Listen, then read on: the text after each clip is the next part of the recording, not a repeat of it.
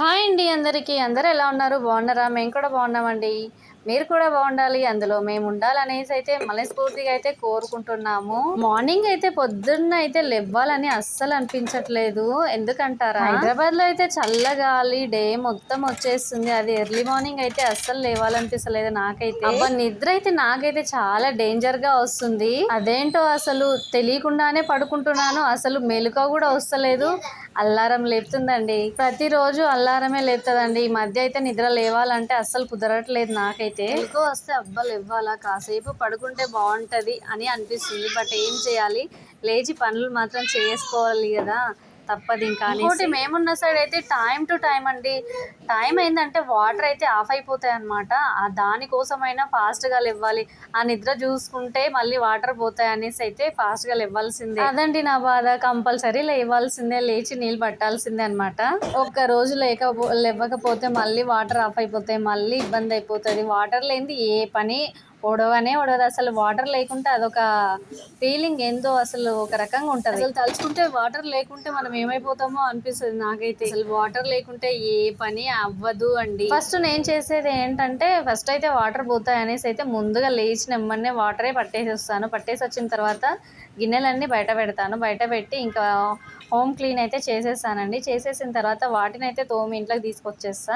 ఇంకా మాప్ అయితే వేసేస్తాను. నాకైతే ఈ గాలి ఇంతగా వీస్తుంది కదా, అస్సలు లేవ్వాలనిపిస్తలేదండి. వెదర్ అయితే ఎలా ఉంటే అస్సలు లేవ్వాలనిపించదు. ఇంకా నిద్ర వస్తూనే ఉంటుంది, బట్ లేవ్వాలి కదా. పొద్దున్న టైం ఎట్లా పరిగెడుతుంది అంటే చక పరిగెడుతుంది. దాని వెంట మనం పరిగెత్తాలి, లేకపోతే పనులే అవ్వవు. పనులు అయిపోయిన తర్వాత చాలా రిలాక్స్ ఉంటుంది అబ్బా.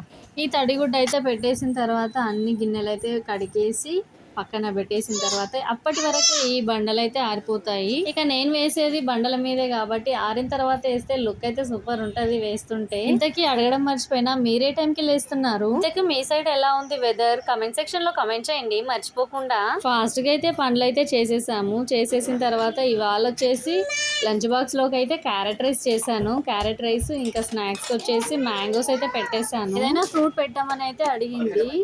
ఇంకా మ్యాంగో అయితే తనకి చాలా ఇష్టం. ఇంకోటి వాళ్ళు ఏంటంటే ఎల్లో డ్రెస్ అయితే వేసుకొని రమ్మని చెప్పారంట. సో మొత్తం ఎల్లోనే ఒక టాయ్ తీసుకొని రమ్మని చెప్పారంట. ఒక టాయ్ ఎల్లో డ్రెస్ ఉండాలి అని చెప్పారు. ఈ ఎల్లో డ్రెస్ అయితే వేసి సింపుల్ గా అయితే రెడీ చేశాను. ఇంకా వాళ్ళ నాన్నమ్మతో అయితే ఆశీర్వాదం తీసుకొని అయితే వెళ్ళింది. ఇంకా తర్వాత మా లడ్డు బంగారు కూడా ఆశీర్వాదం అయితే తీసుకున్నాడు. వాళ్ళు వెళ్ళిపోతున్నారని పైనుంచి అయితే టాటా బాయ్ బాయ్ అని చెప్తుంది వాళ్ళ అన్నయ్యకి ఇంకాను అక్కకు కూడా. వీళ్ళ ఎగ్జైట్మెంట్ ఉంటది చూడండి. స్కూల్కి వెళ్తుంటే హ్యాపీ బాయ్ అని తన లాంగ్వేజ్ లో అయితే మా హనమ్మ అయితే తెగ చెప్తూ ఉంటది అనమాట. ఇక బాక్స్ పెట్టి హ్యాపీ అయితే పోగానే ఇంకా నా పనులు అయితే స్టార్ట్ చేశాను. ఇంకోటి స్కూల్ కు వెళ్ళిన తర్వాత నా పనులు చూడండి ఇలానే ఉంటాయన్నమాట. స్కూల్ కు పంపించిన తర్వాత అయితే చాలా ప్రశాంతంగా ఉంటది. అంత హడావిడి అయితే ఏం లేకుండా నిదానంగా అయితే చేసుకుంటూ ఉంటానన్నమాట. ఇంకా ఏంటంటే నేనైతే హోమ్ క్లీన్ అయితే మొత్తం చేసేస్తా. ఆమె ఉన్నప్పుడు అయితే అసలు కుదరదు, అసలు ఊడవడం చేయడం అంటూ. ఇంకా త్వరగా బాక్స్ అయితే పెట్టేస్తాను. బాక్స్ పెట్టేసిన తర్వాత దాన్ని పంపించిన తర్వాతనే మెల్లిగా ఇలా పనులు చేసుకుంటూ ఉంటానన్నమాట. బయట నుంచి అయితే మా వాడైతే పాల ప్యాకెట్ అయితే తీసుకొచ్చి ఎంత చల్లగా ఉందో చూడు చిన్ని అని అయితే చూపిస్తున్నాడు. ఇంతకు ముందే నైట్ పాలు మిగిలిండే, వాటితో అయితే మేమైతే చాయ్ చేసుకున్నాము. ఇంకా మా అత్తయ్యకి అయితే టీ అయితే ఇచ్చాను. టీ ఇచ్చిన తర్వాత ఇక్కడ పాల ప్యాకెట్ తెచ్చి కూడా నానమ్మ చల్లగా ఉంది చూడు అంటే అబ్బా చల్లగా ఉంది అనేసి అయితే లోపల పెట్టేసేయి అని అయితే చెప్తుంది అనమాట మా అత్తయ్య అయితే. ఇంకా ఆ తర్వాత వాళ్ళైతే టీ తాగుతున్నారు. నేనైతే ఇంకా వెజిటేబుల్స్ అయితే కట్ చేశాను. వెజిటేబుల్స్ కట్ చేసి ఇంకా ఇక్కడ చూడండి నేనైతే మొత్తం హోమ్కి మొత్తం మాప్ అయితే వేసేసాను. ఇంకా మా పిల్లలు అయితే ఉంటారు కదా, ఒక పని చేసే లోపు ఇంకొక పని రెడీగా ఉంటది. చాలా వరకు కోపం అయితే వస్తుంది. ఆ కోపం తెచ్చుకునే కన్నా చేయడం బెటర్ అనిపిస్తుంది.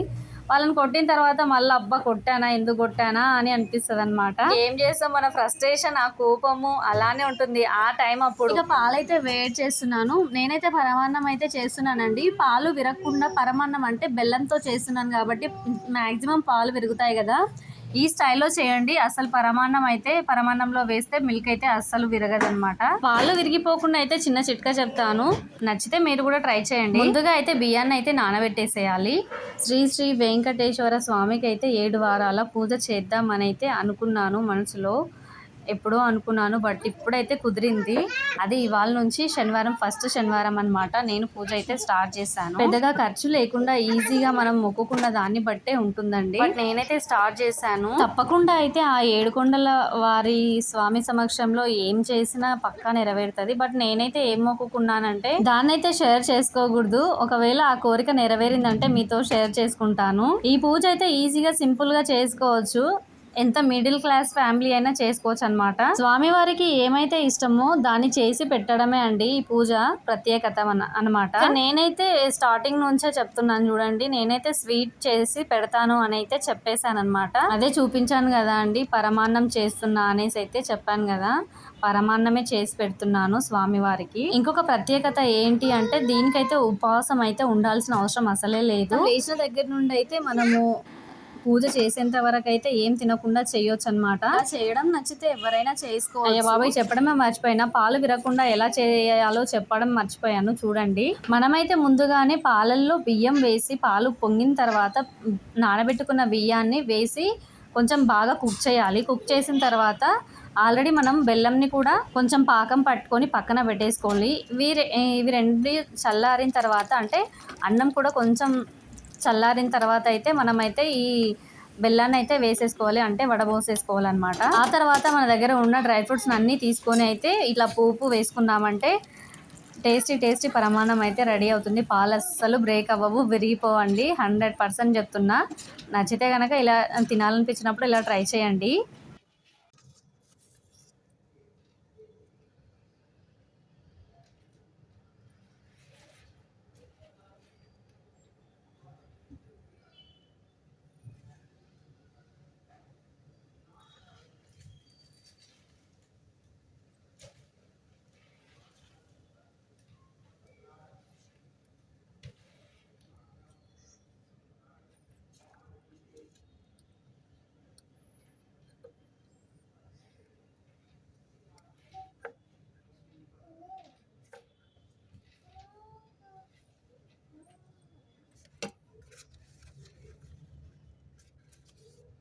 ఏడు శనివారాల వ్రతములు ఏ రోజులో వ్రతం ప్రారంభించాలి? ముఖ్యంగా వారము శనివారం అయ్యుండాలి. శనివారం ఏకాదశి అయినచో మంచిది. శనివారం త్రయోదశి అయినచో మంచిది. శనివారం పూర్ణిమ అయినచో మంచిది. శనివారం మాస శివరాత్రి అయినచో మంచిది. శనివారం పుష్యమి నక్షత్రం అయినచో మంచిది. శనివారం అనురాధ నక్షత్రం అయినచో మంచిది. శనివారం ఉత్తరాభాద్ర నక్షత్రంలో అయినచో మంచిది. శనివారం అమావాస్య తిథి అయినచో మంచిది. శనివారం శ్రావణ నక్షత్రం అయినచో మంచిది. రోజులు, ఈ వ్రతాన్ని చేయడానికి రోజులు ప్రారంభించాలంట.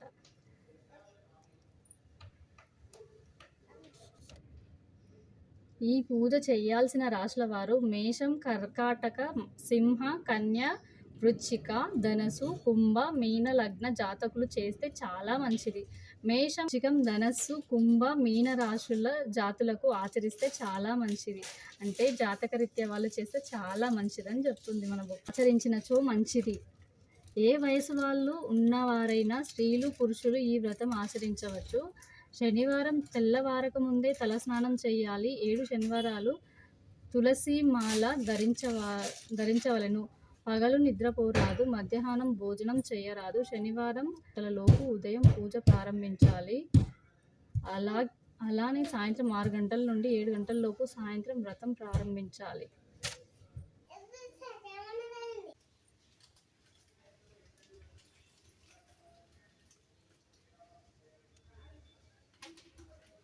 ఇక ఇలా అయితే నేనైతే పూజ అయితే చేసుకున్నాను. ఒకవేళ మీకు కూడా ఎలాంటి ఇబ్బందులు ఉన్నా, పెళ్లి కాని వారు, పెళ్ళైన వారు ఎవరైనా చేసుకోవచ్చండి ఈ పూజని. స్వామివారిని నిండుగా మనసులో అనుకొని ఏ పూజ చేసినా అయినా నెరవేరుతుంది.